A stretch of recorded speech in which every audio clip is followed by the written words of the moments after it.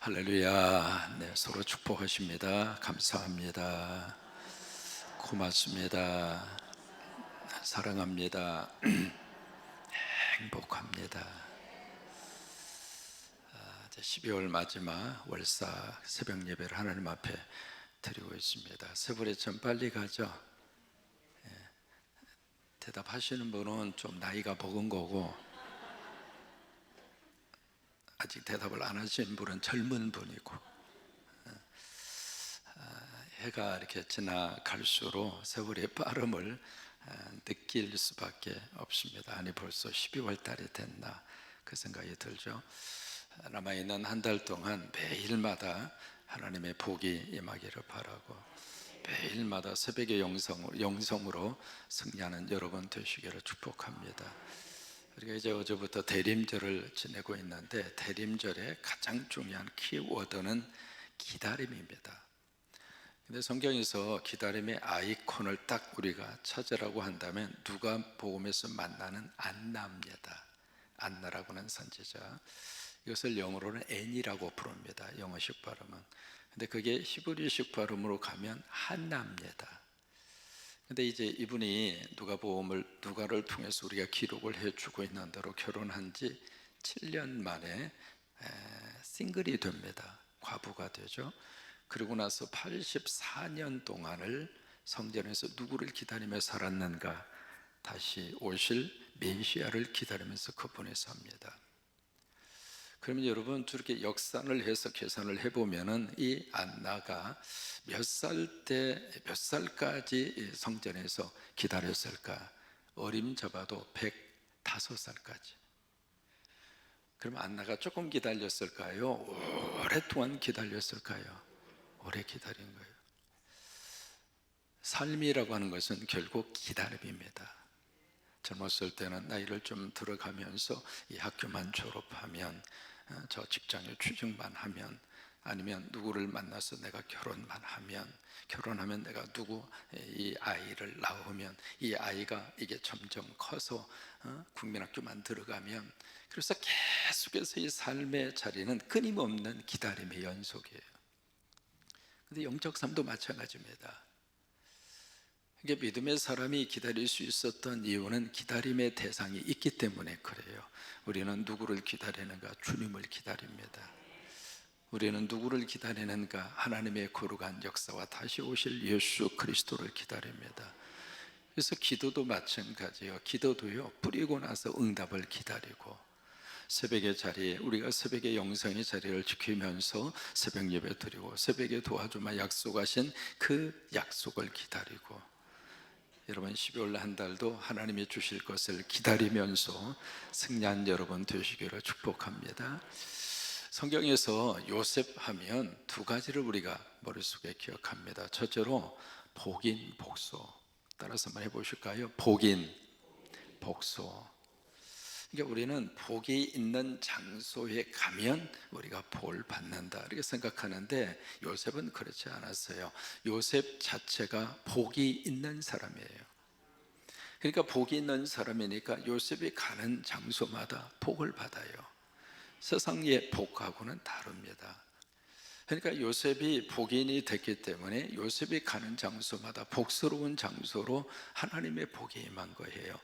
애굽에 여기 보디발의 가정, 그 가정에 무슨 복이 있어요? 왜냐하면 보디발의 가정은 하나님 믿는 사람일까요? 하나님을 모르는 사람일까요?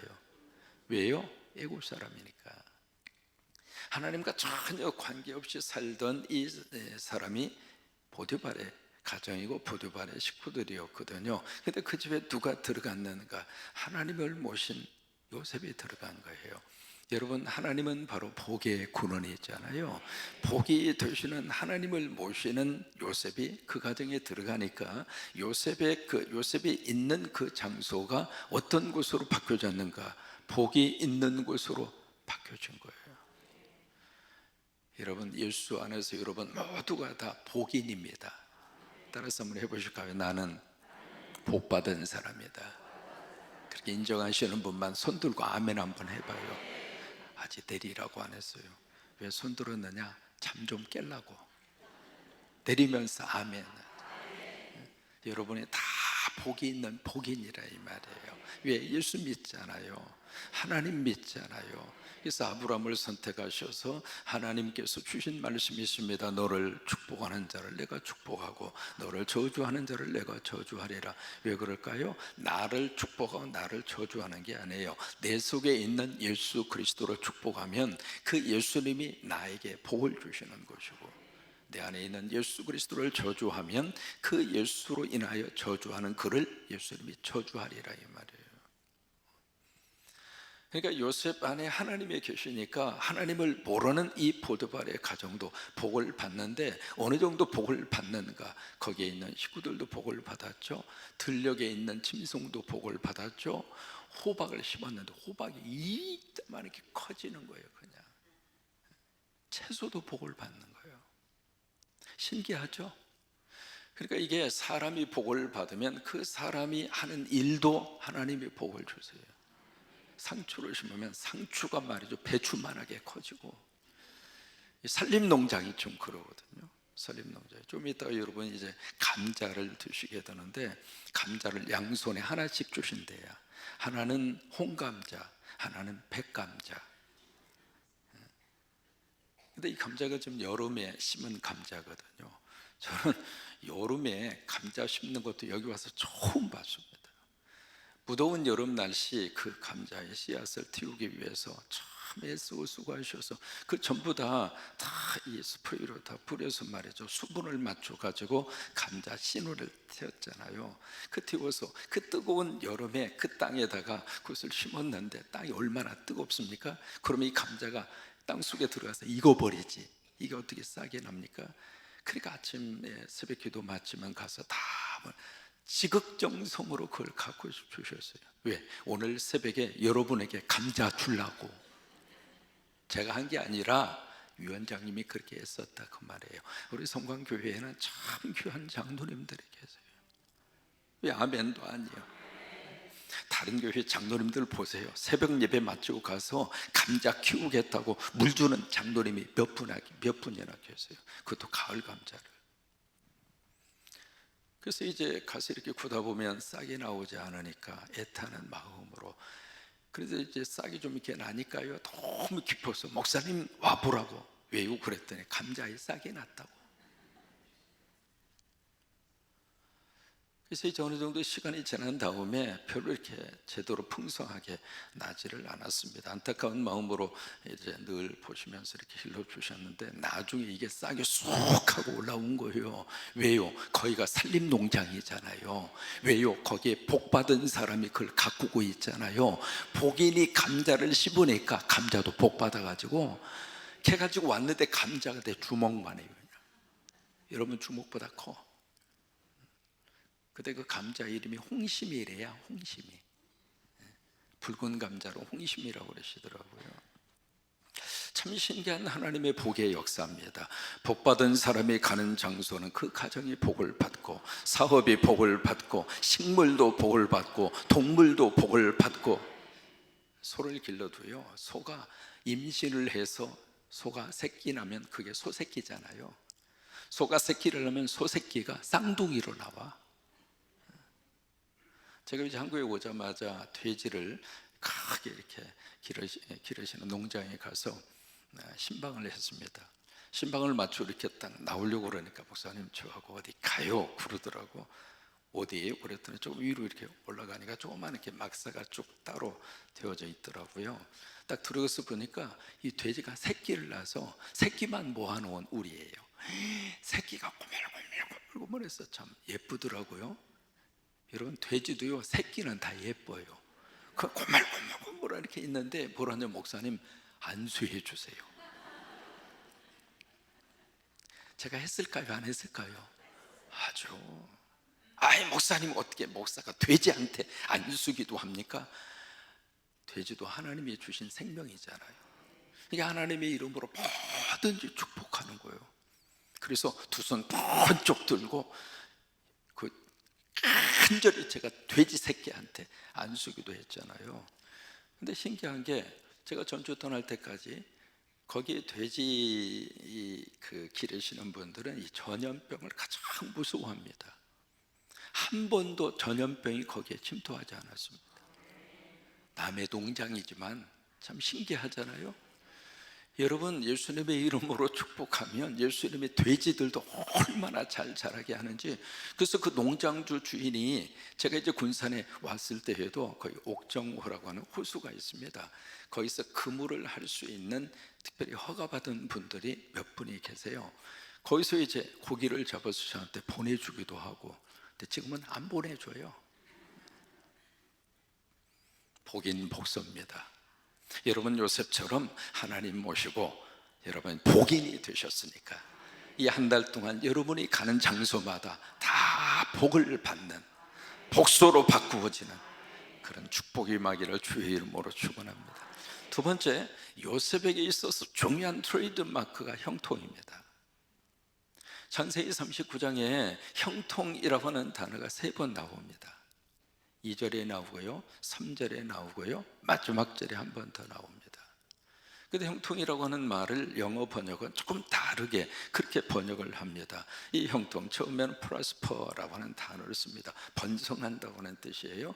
두 번째, 형통이라고 하는 단어는 success라고 하는 단어를 씁니다. 이게 성공한다는 이야기입니다. 그런데 이 형통에 그 앞에 반드시 붙어져 있는 조건이 하나 있습니다. 그 조건이 바로 무엇일까? 누가 함께 하심으로. 그게 누가 함께 하심으로. 예. 형통의 바로 조건이 뭐냐면 바로 이거예요. 임마누엘이에요. 하나님이 함께 하심으로. 그러니까 2절에서도 여호와께서 함께 하심으로 그가 형통한 자가 되더라, 이 말이에요. 그 다음에 3절에서도 마찬가지죠. 여호와께서 함께 하심으로 그가 형통한 것을 봤다, 이 말이에요. 마지막에 간수장도 마찬가지입니다. 이 감옥을 지키는 그 간수장도 요셉과 여호와께서 함께 하심으로 그가 형통한 것을 본지라. 그러니까 이 형통한 복의 역사와 근거는 어디에 있었는가? 하나님이 함께 하셔서. 임마누엘입니다. 하나님이 함께 하셔서, 하나님이 함께 하셔서. 사람은 환경보다 중요한 것은 누가 나와 함께 하느냐예요. 사드락과 메삭과 아벳노고 어디에 떨어졌어요? 풀무불 속에 떨어졌어요. 용광로 속에 사람이 그 구데기에 던져졌다, 이 말이에요. 최악의 상황이죠. 근데 그 속에 누가 함께 했는가? 하나님이 함께 하신 거예요. 하나님이 함께 하시니까 그 풀무불 속에서도 머리털 하나 상하지 아니하도록 하나님이 지키시고 하나님이 돌봐주셔서, 여러분, 하나님이 함께 하시면 풀무불의 상황 속에서도 하나님의 은혜를 받을 수 있습니다. 다니엘 어디에 떨어졌습니까? 사자굴 속에. 근데 그 사자도 지금 굶주려서, 그런 속에서 다니엘이 먹잇감으로 사자굴 속에 내동댕이를 쳐졌는데, 그 사자가 역사 이래, 창조 이래 먹거리를 놓고 두 손 모으고 기도한 사자는 거기가 처음일 거야, 아마. 하나님의 사자의 입을 막으신 거예요. 사자굴이 다니엘에게 있어서는 은혜굴이 됐습니다. 누가 함께 하느냐? 여러분, 12월 한 달 동안 하나님이 함께 하셔서 임마누엘로 우리 자녀들을 위해서 우리들이 기도합니다. 왜요? 하나님이 함께 하시면 우리 자녀들 하나님께서 형통하게 해주실 거니까. 늘 말씀드립니다만, 저나 집사람 아이들 미국에 띄워놓고 한국에 와서 목회할 때 저나 집사람이 믿었던 것은 딱 하나입니다. 기도하면 하나님이 함께 하신다. 저희들은 이 전화벨 소리가 울릴 때 아이들의 전화에 저희가 딱 뜨면 그냥 받지를 못했습니다. 같은 이 한국이라면 시간 내서 달려갈 수도 있잖아요. 그 먼 거리에 살고 있는 그 아이들이 무슨 일이 있거나, 무슨 사건이 일어나거나, 무슨 병 때문에 급한 일이 생기거나, 무슨 일이 생긴다고 가정을 하면 식은땀이 줄줄줄 나는. 근데 2008년부터 지금까지 상당히 오랜 세월이잖아요. 하나님이 함께 하셨어요. 여러분들이 기도하시면 하나님이 우리 자녀들과 함께 하십니다. 그것이 우리 자녀들의 미래의 형통의 복입니다. 다른 사람이 함께하는 것은 영원히 함께할 수가 없습니다. 여러분 그렇잖아요. 시편에 보시면 내 부모는 나를 버렸으나, 여러분 어느 부모가 자식을 버리는 부모가 어디가 있어요? 그런데 버리고 가더라고. 하나님이 오라고 그러면 어떻게 해요? 놓고 가야지. 우리가 자식의 곁에 영원히 있을 수 있는 부모는 이 땅에 아무도 없어요. 언젠가 놓고 가야 돼요. 그런데 누구에게 맡기는 게 최고로 좋은 위탁이 될 수 있겠는가? 하나님에게 맡기는 거예요. 하나님에게. 요셉이 형통의 복을 받을 수 있었던 가장 중요한 근거는 임마누엘이었어요. 임마누엘. 예사야 7장 14절 말씀, 보라 처녀가 잉태하여 아들을 낳을 것이요 그의 이름을 임마누엘이라 하리니 이를 번역한 적 하나님이 나와 함께 하십니다. 여러분 12월 한 달 동안 임마누엘의 복을 받으시기를 주의 이름으로 축원합니다. 또 하나 우리 성경에서 만나는 하나님의 거룩한 호칭이 또 하나 있습니다. 바로 뭐예요? 사무엘이 사무엘상 7장에서 했던 고백입니다. 뭐예요? 에벤에셀. 한번 해볼까요? 에벤에셀. 이 에벤에셀이라고, 에벤이라고 하는 말은 반석이라고 하는 뜻이에요. 그 다음에 에셀이라고 하는 것은 돕는다, 그 말입니다. 그러니까 에벤에셀의 단어의 뜻은 도움의 반석이라고 하는 뜻이에요. 거기 사무엘상 7장에 보시면은 이스라엘과 블레셋이 막 싸움이 일어나게 되죠. 블레셋이 살았던 그 장소가 지금의 가자라고 하는 그곳이에요. 거기가 블레셋이 살던 그 땅입니다. 그 땅에 살면서 이 블레셋이 이스라엘 백성들의 그냥 1년 내내 죽어라 농사지어서 추수할 때쯤 되면 블레셋 사람들이 슬쩍 와서 그 모든 수확물을 그냥 통째로 다 빼앗아가고, 그게 블레셋 사람들이에요. 그래서 이곳에서 전투가 일어납니다. 싸움이 일어나는데 1차 전투에서 이스라엘 군인 4,000명이 죽습니다. 두 번째 싸움이 일어납니다. 두 번째 싸움에서 무려 3,000명이 죽습니다. 그리고 그때 이스라엘 사람들의 생명처럼 여기는 법궤를 블레셋 사람들에게 뺏겨버립니다. 그게 이제 사무엘상 7장 그 앞에서 나온 역사거든요. 그러니까 얼마나 속으로 말이죠, 늘 당하고 살고 빼앗기고 살고, 그리고 법궤까지 빼앗겨 버렸으니까 이스라엘 사람들이 어떡할까? 그러다가 영적으로 가장 사람이 고통의 깊이가 깊을 때 영성의 깊이도 깊어집니다. 사무엘을 중심으로 하나님 앞에 그냥 부르짖고 그냥 기도하고, 하나님 도와달라고, 하나님 도와달라고. 그래서 결국 하나님이 개입하셔서 블레셋과의 싸움에서 이스라엘 사람들이 이겼어요. 이겼는데 그 승리의 그 기쁨을 뭘로 표현했는가? 사무엘이 돌멩이 하나를 딱 갖다 놓고 그 돌멩이의 이름을 에벤에셀이라, 하나님이 도와주셨다, 하나님이 도와주셨다, 하나님이 여기까지 도와주셨다, 그 믿음의 고백을 담아서 거기에 돌멩이 이름을 에벤에셀이라. 우리가 2024년 한 해를 살았습니다. 하나님이 에벤에셀로 여기까지 도와주셔서, 여기까지 도와주셔서, 그래서 우리가 에벤에셀 그렇게 고백하는 거예요. 여러분 또 하나의 고백을 우리가 할 수 있습니다. 뭘 고백할 수 있을까요? 창세기 22장 아브라함을 통해서 나온 고백이죠. 여호와 뭐예요? 이레, 하나님이 그 산에서 준비하신다, 이 말이에요. 이레라고 하는 것은 prepare, 준비한다는 말입니다. 누가 준비하는가? 하나님이 준비하신다. 어디에서? 그 산에서. 그 산이 어느 산이에요? 모리아 산이에요. 여러분 모리아 산이 뭐가 세워졌죠? 예루살렘 성전이 세워졌어요. 여러분 여기 모리아는 오늘 우리들에게 어디에 있는가? 성광교회입니다. 그러니까 모리아 산이 되신 이 성광교회에서 누가 준비하시는가? 하나님이 준비하신다, 이 말이에요. 그게 바로 여호와 이레입니다. 여러분이 오셔서 여기서 예배할 때마다 하나님이 여러분들에게 주실 것을 이곳에서 준비하십니다. 여기에서 준비하십니다. 여기에서 준비하십니다. 여호와께서 그 산에서, 바로 이 성전에서. 그래서 여러분 성광교회 오셔서 하나님이 여러분들을 위해서 많이 준비해 놓으신, 그게 바로 이레라고 한 거예요. 준비해 놓은 것을 다 여러분들이 받으셔서, 하나님의 것은 많이 받아서 누릴수록 하나님이 행복해해요. 하나님은 능력이 없어서 못 주시는 분이 아닙니다. 우리가 구하지 않기 때문에 하나님이 주시지 못하는 것뿐이에요. 구하면 하나님이 주세요. 많이 구하셔서 많이 받으시고, 아멘 좀 크게 하세요.